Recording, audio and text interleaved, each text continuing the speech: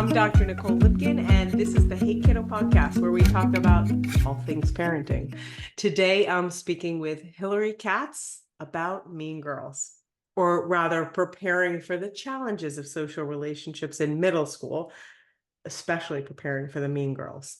Hilary is amazing. She's a licensed clinical social worker and has been doing work with kids, families, couples, and schools for over 20 years. She certainly knows what she's talking about, and I'm super, super psyched to have you on the show today. Thank you for coming on, Hilary, Thank to you for talk to having me me. about this. So I don't know about you, but I very vividly remember the Mean Girls. And like when I think about elementary school, middle school, like such great memories, but those interactions. And I Yes. remember specifically being in the schoolyard. I just sounded like I'm 100. I was in the Mhm. schoolyard, but I Mhm. remember being in the schoolyard. There was like a carnival or like something in our elementary school, and these girls cut me and my friends in line. We were in sixth grade, and I said something, and they came around, and I had dance class after school, and I was with my friend at Becky, and I will never forget these kids. They were in seventh grade in the middle school, which was a different school where I grew up. And they came around to the schoolyard while we were waiting for dance class, and this mean girl threw me up against a wall. I remember wearing this big, like I remember what I was wearing, this Oh big puffy gosh. pink sweatshirt. And I Mhm. turned around um uh, I turned around, like, remember, like, what movie was that? Back to the Future, where Mhm. what's his name, like, turned around to punch, like I turned Yep. around and like hit her. So when I got into seventh grade, which is not like me, when I got into middle Mhm. school, like her and her friends, the first day of middle school, circled me and my girlfriends. We were on our Oh. bikes and made us Mhm. sing the Brady Bunch song. They were so Oh my mean. It gosh. was horrible. We rode our Yeah. bikes through them to break the circle. But once we Oh did that, gosh. it was fine. But I remember it so vividly. It was so Sure. scary. Sure. Talk to me Sure. about Mean Girls. Yeah, and that is, that core memory. It's around that time because it's really, elementary school. I have a 6.5-year-old daughter, and I already see kind of the brewing of some of the things. I'm as a seventh grade social worker, I see it kind of full blown. But even just the brewing, the beginning, I mean, those kind of sweet sentiments in this lovely little girl world where it's like, I like your dress, I like your hair. It's like an overnight change. It doesn't last for very long. It goes from I like your dress to what is that dress, Hmm. within a couple years, almost overnight. The Wow. idea of having this birthday party where everyone's invited, and then overnight it's kind of only picking certain girls, and that's already happening. So in terms of preparing, it's something that I already find myself doing with my daughter who's so How do young. you prepare for that? So I think, one of the things that I think is really important is making sure that your girls know their power, and Mm, to use their power for good, not evil. So to very early on, empower them. For instance, I think historically girls weren't allowed to get angry. Girls don't right. get mad, girls don't get angry, but it's not necessarily how that you can't get angry, but how do you get angry? And so it's Mm, interesting, your story, and I think it's kind of indicative of you really showing your power in ways that I think are pretty profound. Even riding your bike through that circle, it's like I had like a visceral reaction because that's showing power. And that comes from, I mean, I think if anything, I know stories about your mom and yeah, what she was like, and talk about planting seeds and right, nurturing that celebration of who you are, and also knowing that, like, it doesn't matter that you're a girl, like you've got the power. right.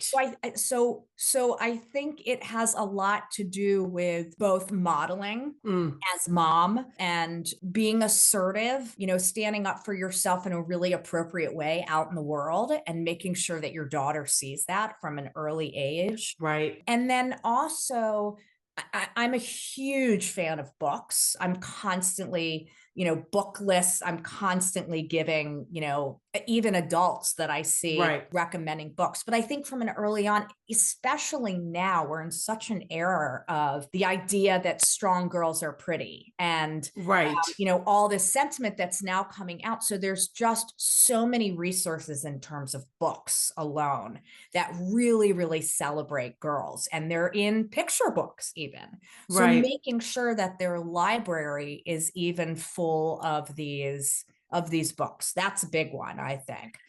Well, back up for a second, because you said something very important. Because like this is the thing, it's like the modeling part. And I think as Mhm. adults, there's so many words that come out of our mouth. Like, and there's Sure. and the kids are, I'm noticing this with my son, like he's always listening. And some of the words that he says now, I Yeah. recognize are like, Oh, oops. yeah.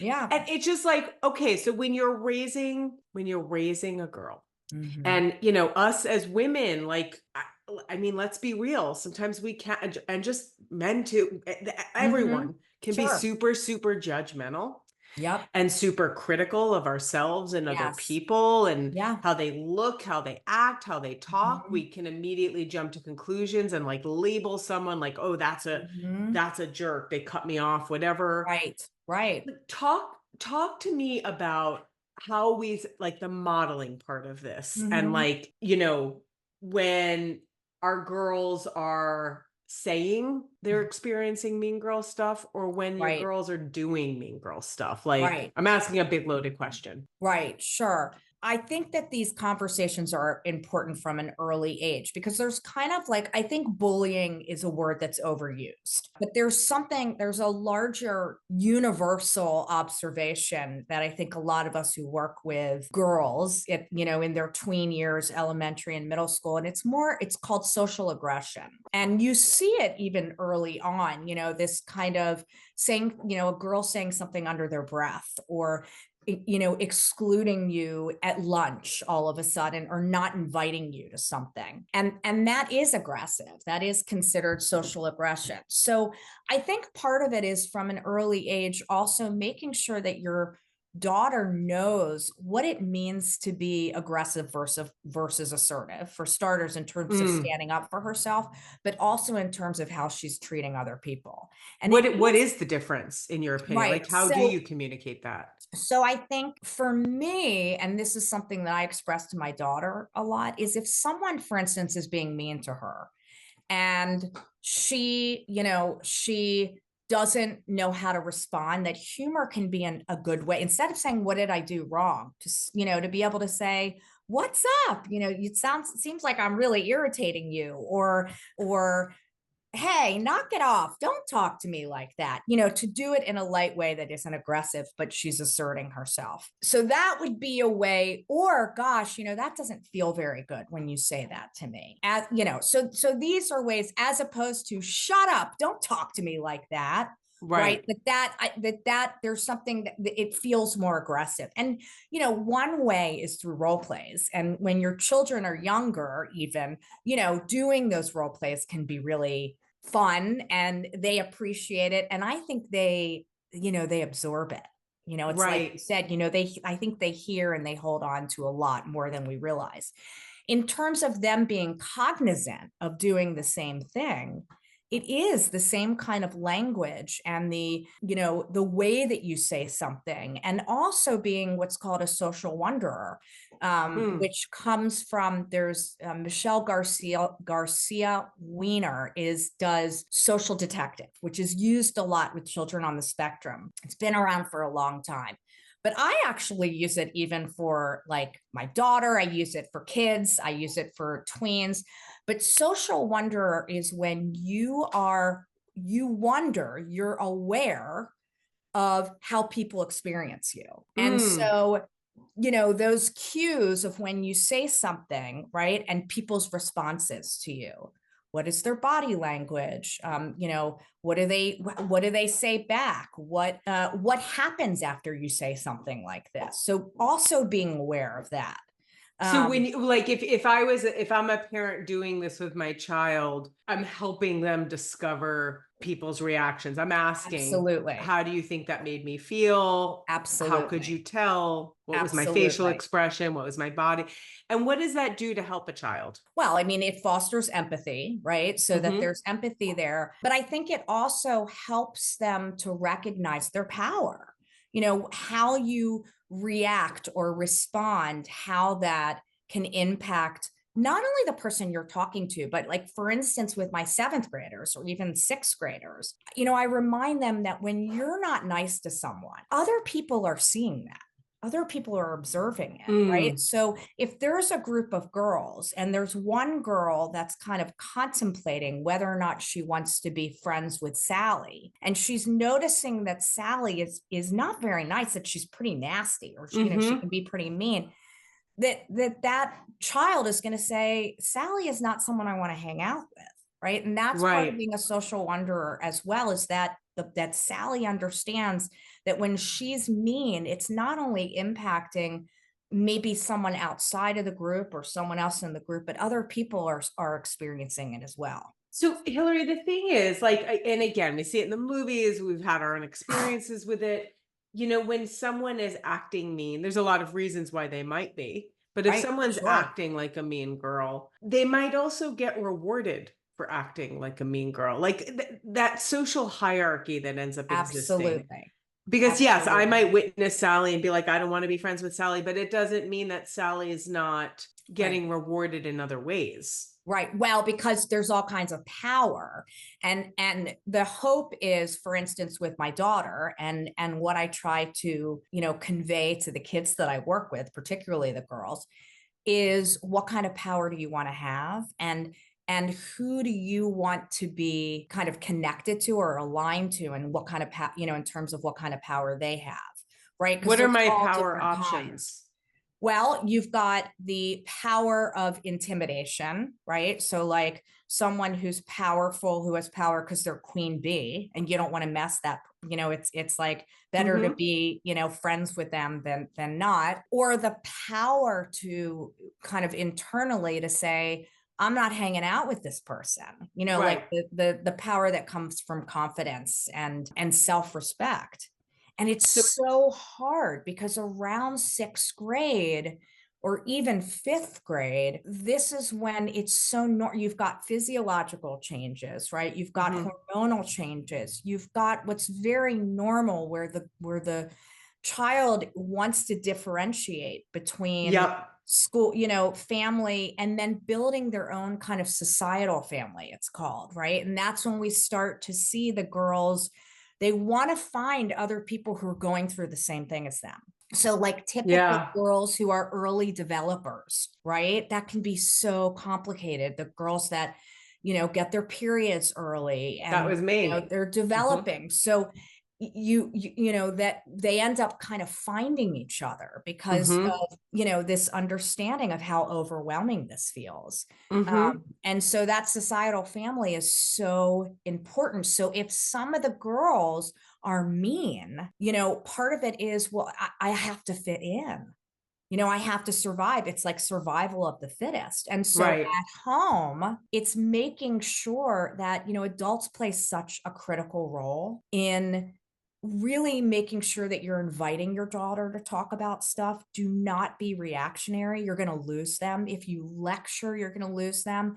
And if you do one of those, well, when I was, in sixth grade, no, they don't want to, it's their story, right? They're not an Right. extension of you. So making sure that you're really inviting, you're checking in, you've got stories, you've got from an early age, you've got, I mean, milieu, like the environment is so important in terms of even having like, celebrating your child and making sure that whatever they do well, that you celebrate through pictures on their walls or in the house. Hmm.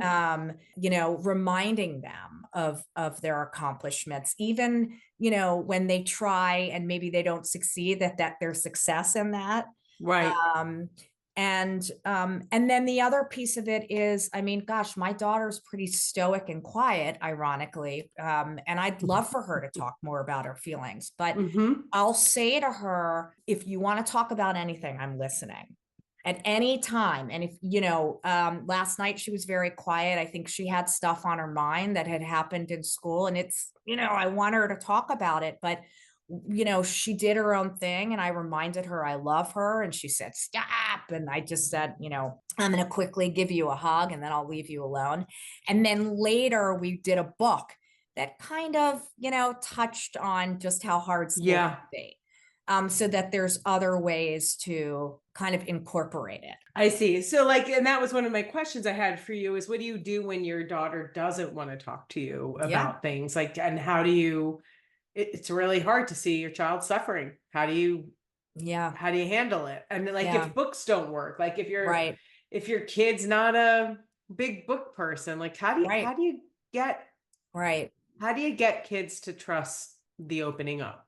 Yeah. Well, I think a couple things. One is that adults play a critical role, and it doesn't always mean it has to be you. So it's also recognizing that, and listen, as a clinician, and I have a daughter, I want her to talk about her feelings all the time. And it's just, that's not how she's made. So she's gotten very into writing, and this is something that she's done on her own, journaling, which is really fun, funny to me, but that she's decided to do that on her own. But as long as she has someone to talk to. So, finding, even if it's someone else in the family that'll check in with her, an aunt, an uncle, to really encourage your village and your family and your societal family, your chosen family. The other thing that I recommend for kids who are a little bit older is something called we've called it all kinds of things, but the non-talking journal. So I've had families have a logbook or a journal or something that's in a private, safe place. And basically the child or the daughter, or, in this case, the daughter or son can write whatever's going on or whatever's on their mind. You can't talk about it. You can respond to it, but there's no conversation about it. And this is kind of how you communicate. You respond in the journal. But you don't. And these are for kids who aren't as comfortable talking about it. And I found that can be helpful. But there's been variations. Sometimes, one of my clients recently said, I want to write things in it, but I don't want you to write anything back, but you can read it. I don't want to get any input from you, but I want you to know what's going on. And it's really helpful. She's in 8th grade, but for her, there's so much that happens in the school day, and she's at a point now with work where she's been able to, and mom work, them doing the work now, for her to want to say, look, this was a really tough day. One of my friends was not very nice to me at recess. I had no one to talk to. I don't want to talk about it, but I want you to know it's been a rough day. And that's healthy, because that's healthy. Yeah. Right. She's not internalizing it, and she's getting it out on paper, and it's a brave space for her to be able to do this. So that's an alternative way. So, okay. We're talking about the girls that face that get mean things said to them, which is everyone, Absolutely. It happens to everyone. But what happens if your child is the mean girl? And I understand what you were saying with power. And it was interesting. I just side note, it was resonating with me because, in the adult work I do, and the executive work that I do, there's theories of power, and power is hard for adults to handle, let alone Absolutely. Children. Power is a very hard thing for humans to handle. And there's different types of power. There's positional power, like Queen Bee. There's relational power, which is based in the relationships, the positive relationships you form. There's all these different types of power. So that resonates. What kind of vision boardy, how do you want to show up? Who do you want to be? And I don't think you're ever too young to be thinking about that. But I think those are great questions. How do you want to show up? Who do you want to be? I think that's really 2 powerful questions to ask. Right. Because you do have the power in that. Right. And it takes so I've talked to my daughter about, gosh, I even remember her struggling in preschool with a mean girl. And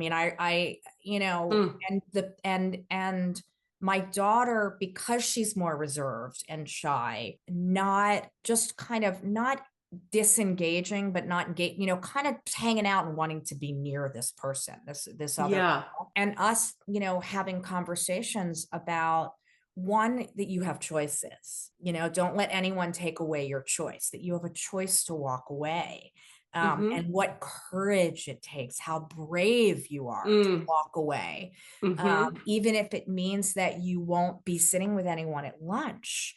Right. But what love you're showing yourself. I mean, we talk about brave and these are words early on that are brought up in Yep. books, and right, how brave you are to, you know, and to make that choice, because it can be a scary choice. Oh, Um, yeah, right. it's horrible. It's Yes, horrible. yes.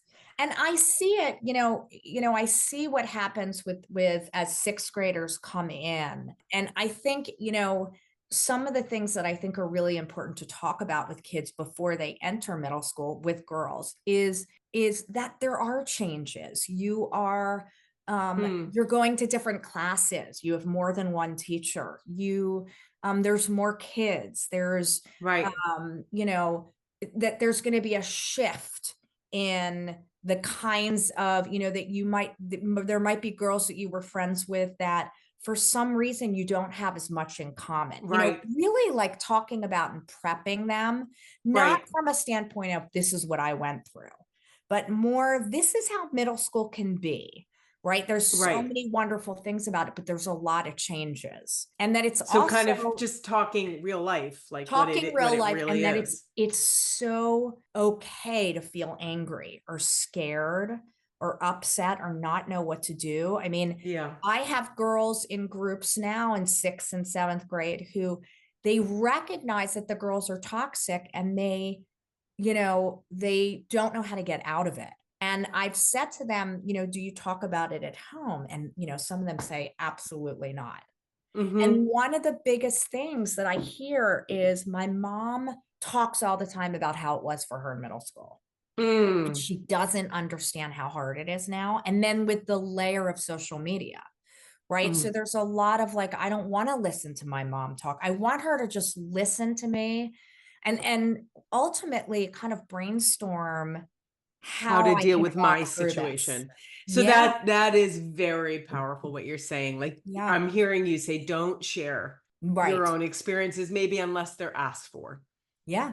Which they usually are not. I They're mean, usually not. not at 12, they're so self-absorbed also at this age. I can't tell you how many girls have said to me between the ages of like fifth and, well, really even now, but particularly like fifth through eighth grade, everyone is looking at me. Like everyone's going to Right. know if I go to another lunch table.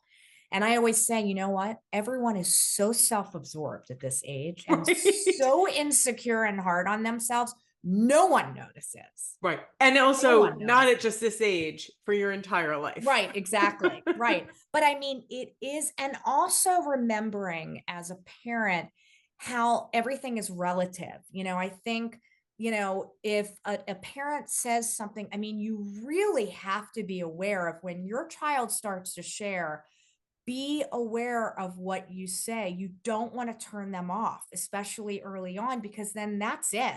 They will hold that. That's a core memory. I remember the time I started to tell my mom about, I wanted to be sit with a different lunch group, and I just didn't know how to, and my mom said, you're going to have bigger fish to fry.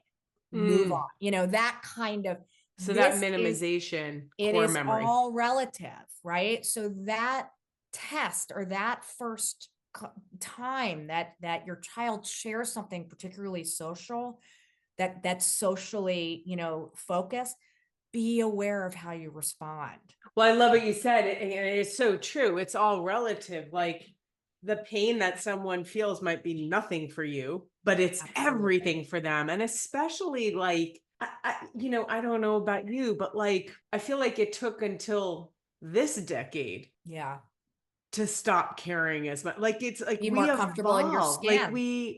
it takes Absolutely. so long. So let Yeah. me back up for a second because you're laying down some great nuggets. What about if your child is the mean girl? Yes, That right. You asked feels that. very Right. different. Right. And I guess so if you see that your child is the mean girl, right? Behaviors tend to be manifestations of feelings. And Mm, feelings are driven by thoughts.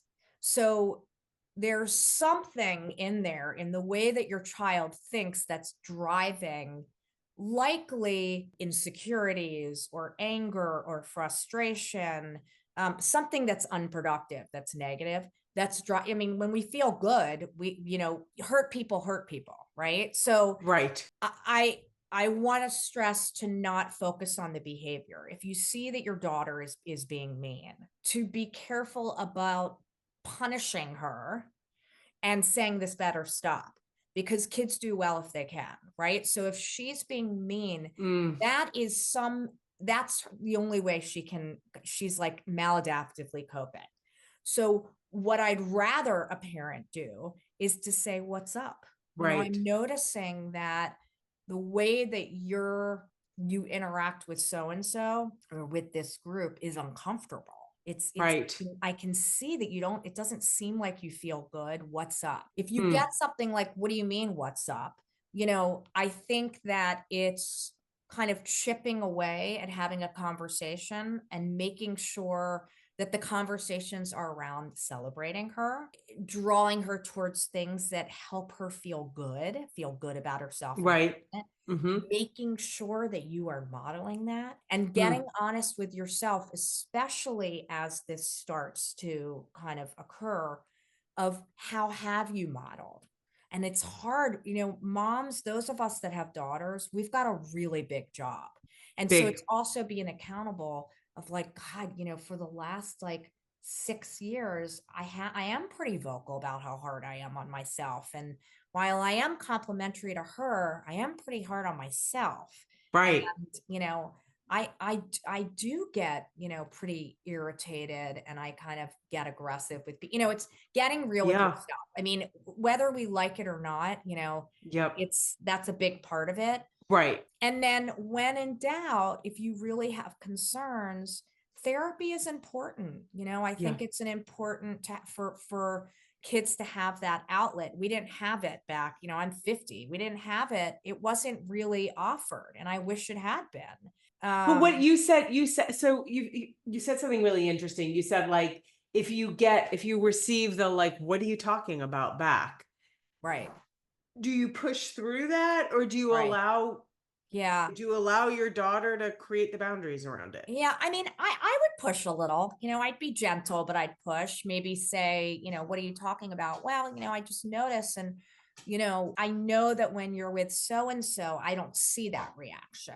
Mm, Or I'm noticing that the way that you're interacting with some of your friends or some of these people is really different than the way you used to interact. And I'm wondering what's going on, and if you want to talk about it.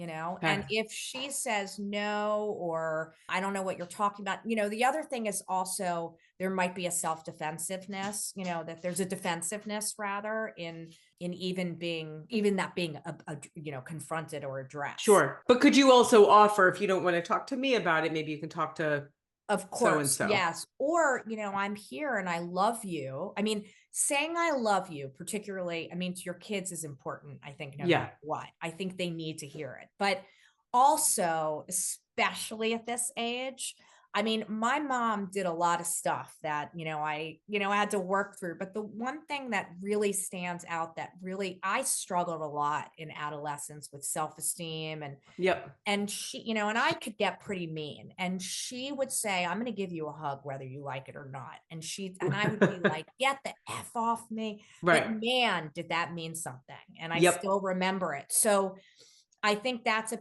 important piece of it. I love you and I hear you that you don't want to talk about it, Yeah. but I want you to feel like you can. And this isn't a place of Yep. judgment. It looks like you don't feel good and I'm not Yep. sure why. And I want us to be able to talk about it openly. And I am here to just listen, you know? So I love just, that. yeah, Because I believe in that too. Like yeah, I think no matter what happened, knowing that that love was there and that yes. she had my back Hmm. made, and that really I could talk about anything, made all the Absolutely. difference. You mentioned, you were talking about your personal experience, like with raising your daughter, and that you're very complimentary to her and uplifting to her, but that you're very critical of yourself. So, Not me, but if a parent does. oh, I'm okay. I'm very aware. I mean, but I know because of how I grew up and I see it, I think we have such big jobs as parents, right? No Yeah. matter what. But girls, Yep. we, there's I think it's interesting because I'm an older mom. And so I think that I all the hard on myself. It's like what you said, that like as you get older, you're more comfortable. The hope is that you do the work and you're more comfortable in your skin, and that's projected kind of out in the world. We're not, but no one's perfect. I'm sure I say things. I'm Sure. far from perfect. But I do think it's really important to get honest with yourself about how your own social How you wonder, talk about yourself and how how you you relate. talk about But what yourself, do you how, do? yeah, But what do you do? I think because that's so important. And there's things that we say, and there's ways we treat people. And again, driving in the car, things that might slip out when absolutely. we're angry. But when you notice that you've been hypercritical with yourself, or that Yeah, you've not been yeah, the nice, whatever, that you're modeling stuff for your yeah, child, once you do recognize that, yeah, what do you do to help your daughter understand yeah. your growth? Yeah, I think that that's a really good conversation to have. That there's that, gosh, I was thinking about, sometimes I kind of think about, and we've talked about this before. I've talked about it with my daughter, what it would be like if I was my mom, Mm, and what it would feel like to have me as a mom. And, it kind of sparked this whole, these thoughts about how I can be pretty hard on myself. What's that mm-hmm. like for you to hear? Do you ever, Mm-hmm. and some kids have said, because I've done this in family therapy also, or I've done it with my own daughter. I'm used to it. You've always been hard on yourself, a parent, a child might say. And for the mother to not get defensive and say, wow, I think you're right. And Yeah. and then the other piece of it saying, what's so sad is I really like myself. And Right. and I realize that, sometimes I say these things and I don't even mean them. Yep. I don't even mean them. And I realize, gosh, like what an impression that must make on you and other Yeah. people around me. And it's also that social wonder piece of like, Yeah. sometimes we say things and we do things and we're so in our head that we don't realize how much that can affect people around us. And then say, do you think that what do you do with that when you've heard that? So Mm-hmm. you've heard it all the time, what's that like? And it's an interesting conversation to invite. I think that all of these conversations, I think you should always be trying to have them. Like I agree. always. Even if they're not at the cognitive, even if they don't have the Absolutely. cognitive capabilities to understand it yet, like I notice, like I when I talk to Charlie, like there's certain conversations I try to have with him, or like deep ones, like where I recognize a mistake I might have made or whatever. And I recognize just cognitively he's not there yet. Yeah. He's Yeah. not 5 yet. Right. But I still keep on having them, and Right. because he will be one day, and there's Right. little nuggets that are Right. like There's getting little in. nuggets. Yeah. I mean, I think that, and I've noticed with my daughter that she'll lose me pretty fast. So and I'm a talker. Yeah. But I do try to make it short and sweet. And at this age, I also love using books, and there's so many great books about girls and self-esteem and Hmm. navigating social issues. I mean, there's just so many out there. Yeah. And books are a great way because then it's not talking about, like, for my daughter, it's not talking about her, And like her friends. Hmm. Mary Jean the Worry Machine, I think is one of the Hmm. books. And like, why do you think Mary worries so much? Right. Mom kind of seems like a worrier, so Yeah. even doing it in that way. And then also, I'll use humor where I might be talking about something and I'll say to her, I've lost you, haven't I? Like, you've totally Yeah. checked out. And she's Right. like, yes, you have, you need to stop, Yeah. but it doesn't mean I'm not going to bring it up again. I think that it normalizes as, from, as from the beginning, Yeah. we're going to have these open conversations and sometimes we're going to use humor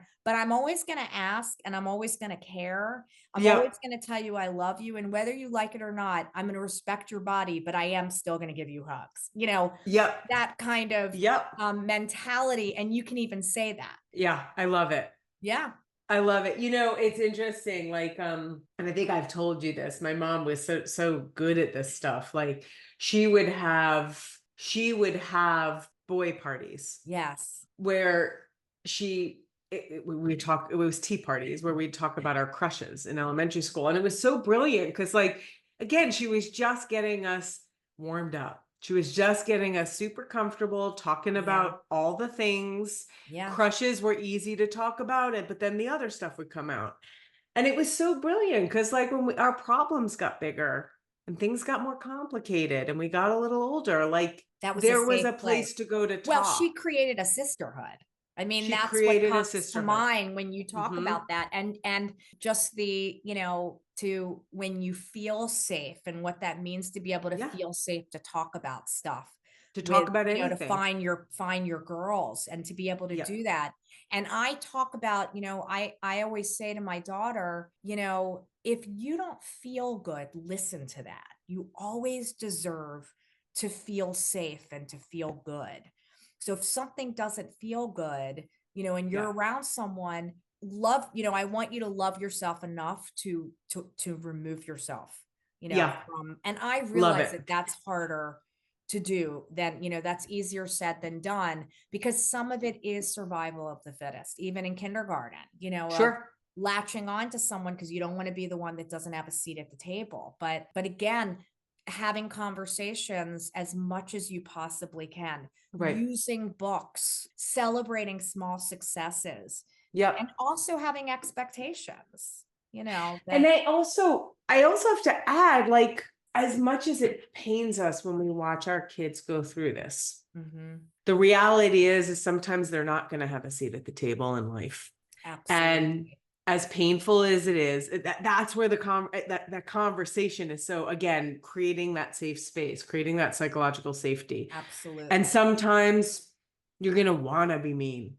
Right. Sometimes you're going to want to Absolutely. be not assertive. Sometimes you're going to want to be Right, aggressive because and anger's feel that. okay and girls can get angry, right? But Right. it's what it looks like, and there's a way to get angry in in a way where you're not hurtful, and Where you're that not hurtful is to other by people. saying, "I've had it. I'm not hanging out with you. It's not okay how you're talking to me," and saying it at the top of your lungs and walking away, right? Hmm. That's not an aggressive way to, show your anger, Yeah. and that's the piece that's so, but and it has to do with modeling, and also just having these conversations as much as possible, being aware of how how Yep. you're modeling, right? I mean, it's and trying so hard to not be critical or judgmental when they're in the middle of a story. The one other thing that parents ask me a lot is, should I kind of let them know how I think they should fix it? And Mm. I think that is, you have to be really careful. I mean, you don't want to be a helicopter parent and you don't want to be totally hands off. So it's finding that. So something that, I've talked about with you before, collaboratively problem solving is always like a great way. What do you think I mean, what are you thinking? Like, how do you think you want to handle the whole, like, Jane thing? And if you are like, oh, when you're listening, from a collaborative problem solving approach, it's, that sounds really good. I like that. I'm wondering though, do you, like, here's my worry. Do you think that if you say it like that, best, but do you think that she'd respond in a way that, like, it would be like you'd be able to talk to each other? Or do you think she'd just get really, just having a Right. conversation, inviting that there's So being reciprocity? curious, inviting the Absolutely. curiosity of Yeah. of like how might this play out? Helping your Right. daughter think about how it might play out through Right. collaborative problem solving. I love that. I want to tell you a quick story. I have a Yeah. client who's 25 years old, a woman, and she's in a relationship, a new relationship with a guy, and she's very close to her mom. And she called her mom. she told me this after the fact, but she called her mom and she had gotten in a really bad argument with her boyfriend. And she called her mom, and her mom ultimately was like, do you want me to call him? Her boyfriend. She's 25. And she was like, yeah, I mean, if you think that that would be helpful. So, when she told me, I was like, ay, ay, ay. So, the mother ended up calling the boyfriend. The boyfriend, they had according to my client, they had a great conversation, and she thought it was really helpful. And I was like, let's, talk about boundaries. But one of the most important things, and that's such an example of like helicopter versus hands off, is there's some message all the way down the line that mom fed her daughter that she doesn't have the ability to handle figure things. it out on her own. And so we want to do that. And part of that is getting uncomfortable and learning how to tolerate distress. And all of that is having a safe space to talk about it, inundating books, being aware of how you're handling things. Yeah. When you do handle it badly, which I certainly have, to say, man, I really like, that wasn't good. That wasn't pretty. I don't think I needed to scream. They probably didn't hear what, I really needed. Screaming, like kind of talking back. But that's an example of just so many years of feeding this message. And then for the mother, not trusting that what she instilled was enough for her daughter to be able to handle it. So it's never too early. It's never too early. And I think one of the messages that I'm taking away here, it's like, we also really have to empower our children in general to understand that they can handle hard things. Absolutely. Like they're gonna be okay. Right. So we Hilary, may not, right? We'll have to be, cringing as it's happening. Yeah, it's painful for us, but like they can. Yeah. So Hilary. Yes. What would be your top 5 takeaways that you actually, wait, before we do that, is there any question I did not ask that you would have liked me to ask? I think you got them all. Okay. I think you got them all. I think you got them all. You got them all. We covered a lot. We did we went on an adventure together. So what would be the top 5 takeaways that you want parenting adults to listen to and hear? Okay. So here's what I was thinking. Here are the 5 takeaways. I thought about this long and hard, and here's what I came up with. One is notice what's emerging, right? So if something's brewing, notice it, check in. You don't want to wait until it's kind of exploded. You want to try not to. And so the more that you're communicating, the better, so that you sense the brewing. Give lots of hugs, even when they might say they don't want one. And if they're adamant they don't want a hug, make sure to still remind them how much you love them. Love that. If you find that your child, your tween, your teenager shares something with hesitance, be cognizant that it may have taken some time for her to vocalize. Be cautious about lecturing. Show openness to invite more sharing, and so that you can tackle tough topics. 4, let them have their own story. Don't respond when I was in middle school or when I was in 5th grade. Don't do it, even if you want to. And set expectations, with the understanding that, you're setting these expectations because they can do it, that it's important for people to know, for your kids to know, I've got expectations. I'm not going to tell you not to do that because I know you can do it, right. So set expectations for 5. This is great. Hilary, thank you so much. This was it was so great talking to you about this. This is such a big one. Yes. Girl power. Thank you so much. It was wonderful having you on our show. Okay. Right. Thank you. Thanks for listening to Hey Kiddo. If you like what you hear, give us a review wherever you get your podcasts. Learn more about Hey Kiddo at our website, hey-kiddo.com. Have a question for our experts? Email us at hello@hey-kiddo.com.